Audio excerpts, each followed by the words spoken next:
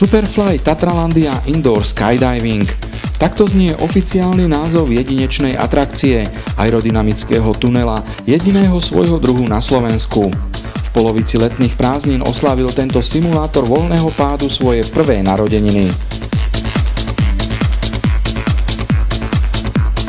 Dneska oslavujeme teda prvé narodeniny, prvý rok prevádzky, kedy sa nám podarilo toto spustiť.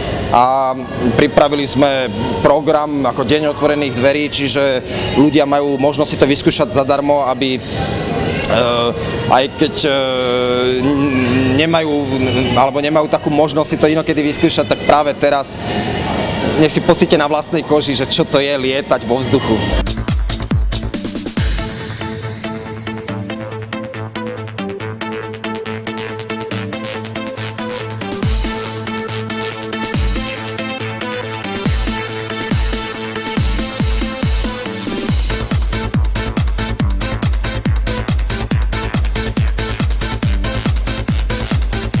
Tak ako každá vec nová je na začiatku veľké trápenie s týmto rozbehnúť a postaviť to a legalizovať a spraviť všetko tak, aby bola bezpečnosť. Takže týmto sme sa hrali prvý rok, no a nejakým spôsobom sa nám to podarilo.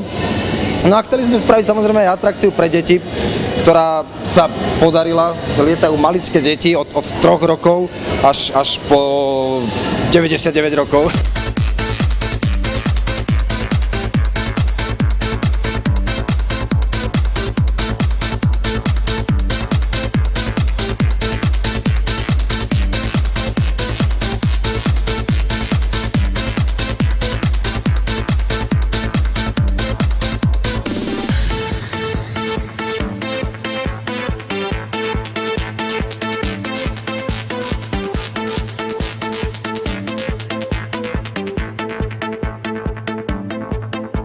Za 10 minút sa dá zistiť, že čo to je, ako sa dá lietať na bruchu, alebo čo to je, keď človek vyskočí z lietadla a padá voľným pádom dole, tak nadobudne presne takúto istú rýchlosť, ako tu máme my.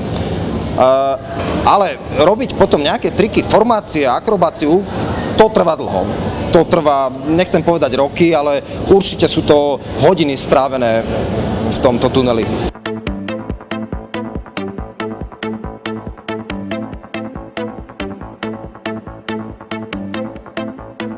Aké by to boli narodeniny bez špeciálnych hostí? Tých tu bolo zo športovej a umeleckej oblasti hneď niekoľko. Máme tu samozrejme aj speváčku Celeste Beckingham a chlapcov z X-Factoru. Máme tu Romana Voláka a ďalších športovcov, ktorí budú súťažiť ešte v tomto lietaní. Takže títo všetci boli pozvaní a prijali naše pozvanie, aby si to vyskúšali a aby vlastne mohli aj ostatní ľudia sa s nimi pofotiť. Tak ja som to prvýkrát, našiel som si čas si to vyskúšať, tak uvidíme. No. Bude to určite pre mňa zážitok, lebo vlastne na takom niečom podobnom som ešte nebol, tak uvidíme potom, keď to skončí. Včera som to vyskúšala prvýkrát v živote, som sa strašne bála, lebo ja sa bojím výšok, ale napriek tomu to vyzerá veľmi bezpečne a som to potom aj zistila, keď sme skúšali, že to je úplne najlepší pocit na svete. Vedieť, že človek môže padať a nič sa mu nestane, tak to je jak mať krídla. A hneď ako som tam stála a idem skočiť do toho, že nemyslím si, že toto je úplne najlepší nápad, ale napriek tomu ako super, to bolo fakt, som rada, že som tam nakoniec išla.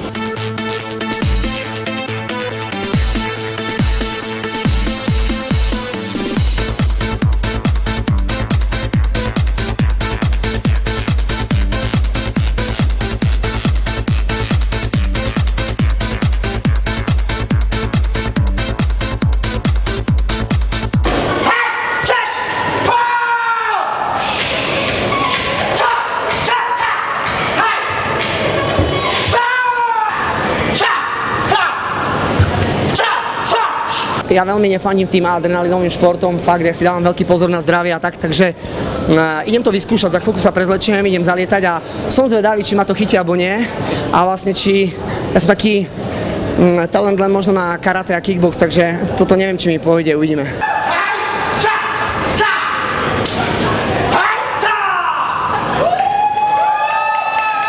ale áno, mám rešpekt, vôbec neviem. Dúfam, že mi dajú aspoň jedného inštruktora, keď nie dvoch. No, najprv tam pustíme malú Niky. Ja sa toho bojím, pretože ja sa bojím aj výšky. Ale áno, a ja sa bojím, tak pôjdeš ty prvá.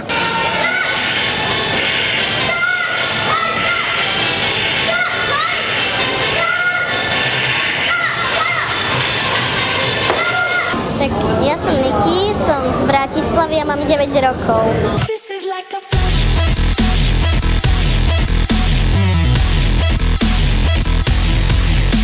Veľa tréningu, 3-krát do týždňa a keď máme pred súťažou, tak veľa kondičných a už sa potíme a nevládzeme a Roman je vtedy do nás dosť prísny.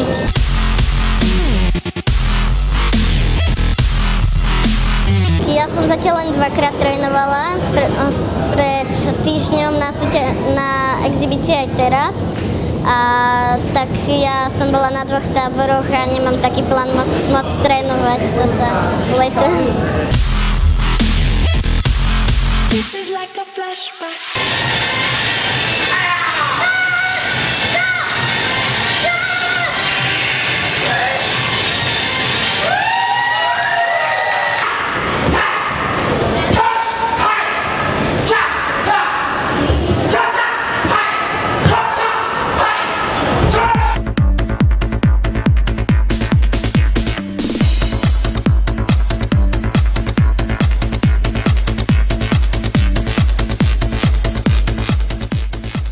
Tunel je navrhnutý na simuláciu rovnakých podmienok, aké je možné zažiť pri zoskoku z lietadla.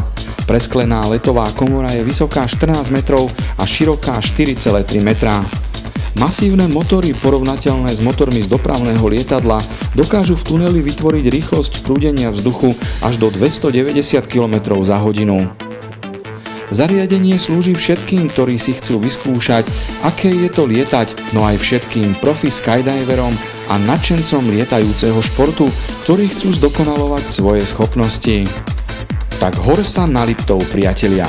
Snažil som sa držať telo, ale je to ťažké, ja som nevedel, jak sa orientovať, lebo nemám ani tie pokyny správne, ako doprava, ako doľava. Jedine sme vedeli, že keď sa hlava zdvihne, tak sa ide dole a keď sa dá smerom nízko. Ale ináč som z toho maďar, nevedel som. Snažil som sa ísť doprava a ma to točilo úplne niekde inde. Ale to si vynikal. Poviem, áno, užíval si to, bol si úplne uvoľnený, tak to bolo fajn.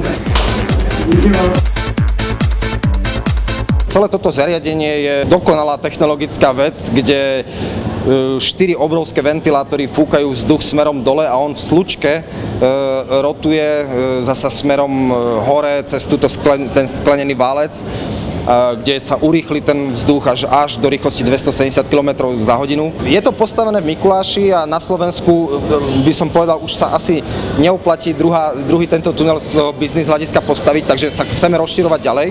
Budeme stavať v Berlíne presne takéto zariadenie a potom prípadne ďalej v Madride. Uvidíme.